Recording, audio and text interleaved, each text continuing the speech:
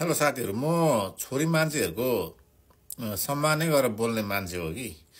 तर मलाई एक दुईजना छोरी मान्छेहरू चाहिँ जस्तै यहाँ देखेको होइन, मेरो स्क्रिनमा देखेको छोरी मान्छे पनि के भन्ने हो,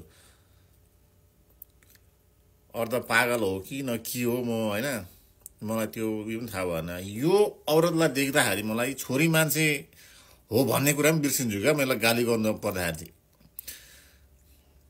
यो औरतको चाहिँ रवि लामिछानेले चाहिँ के खाइदिएको छ होला क्या, के चाहिँ खाइदिएको छ क्या यो औरतको। यो आफूले आफूलाई भविष्यवाणी गर्ने एउटा माता भन्दै होइन, कामको अल्छी एउटा भयो। अर्को कुरा बुढेसकाल लाग्दैको, कसैले बिहा गरेन, नभए बुढाले पाल्थ्यो भन्ने हो, कसैले हेरेन। अब के गरेर चलाउने जीवन भन्दाखेरि मान्छेहरूलाई ठगेर माता हुँ भने होइन, अर्काको भविष्यवाणी गरे। अहिले के भन्दैछ भने रवि लामिछानेको चाहिँ अब जिन्दगी सकियो अरे। अब ऊ राजनीतिमा कहिले फर्किँदैन, अब उसको जीवन जेलमै बित्ने हो होइन। बरु निकितालाई अगाडि सार्यो भने होइन, निकिताले चाहिँ अब भविष्य राम्रो छ अब भनेर भन्छ। अब यो आफ्नो खुदको भविष्य, यसलाई भरै के खाने भोलि के खाने, युट्युबरहरूले 200-300 दिएन भने भरै भोलि यो भोकले मर्ने अवस्था छ। अब आफ्नै भविष्यलाई केही थाहा छैन, भोलि डुकु लन्ठ्याङ भएर केही छैन काम यसको। त्यही युट्युबरहरूले इन्टरभ्यू लिनेहरूले 200-300 यो र सफल भन्ने छ नि, यिनीहरू त्यो युट्युबरको 200-300 दिएर बाँच्ने मान्छेहरू हो यिनीहरू। रवि लामिछानेले चाहिँ यसको चाहिँ के चाहिँ बिगारिदिएको छ कि, रवि लामिछानेको पहिले एक्स गर्लफ्रेन्ड हो कि होइन, त्यस्तै त्यो खेरो गरेको अनुसार त भयो, एक्स थियो कि पहिले कि रवि लामिछानेले चाहिँ अब एक्स हुँदाखेरि चाहिँ गरेर छोडेको थियो कि, नत्र भन्दा यस्तो विरोध त कसैले गर्दैन र यार। इभन के अरे केपी ओलीले पनि रवि लामिछानेको यस्तो विरोध, एउटा अपोजिट पार्टीको लिडरले पनि यस्तो साह्रो विरोध गर्दैन क्या। यो औरतलाई के भएर आउँछ होइन, यसको दिमाग सड्केको हो कि पागलखानाबाट निस्केको हो कि होइन।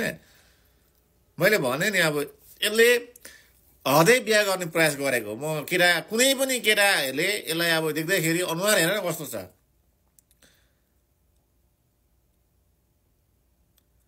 यसले बिहा गर्नु चाह्यो भने अफ्रिकन कन्ट्रीतिर जाँदा हुन्छ होइन। हप्सीहरू हुन्छ नि त्यो एकदम ठुल्ठुलो खाले ओट भएकोहरू हो, त्यस्तोहरू चाहिँ अब सायद मिल्छ होला गयो भने, अफ्रिकन कन्ट्रीतिर गयो भने चाहिँ। जहिले आयो रवि लामिछानेको विरोध गरिरहेको हुन्छ क्या। रवि लामिछाने जेल गयो, अब निस्किँदैन, हेन तेन निस्कियोस् ननिस्कियोस् के भयो त, तेरो त गरी खान। युट्युबरको त्यो सारा लिएर बाँच्ने होइन, काम गरेर खा। जनता ठगेर मान्छेहरूलाई भविष्यवाणीको नाममा चाहिँ ठगेर खाने होइन क्या साले। यो औरतहरू भरिको सबैभन्दा कलङ्कित औरत चाहिँ यही जस्तो लाग्छ क्या मलाई। औरतहरू अहिले जति पनि विश्वमा जति पनि माता दुर्गा हन्तन भनेर चाहिँ औरतहरूलाई हामी उयो गर्छौँ नि होइन, उयोहरू गर्छौँ। औरत नारी भनेको शक्ति हो, नारी भनेको देवी हो।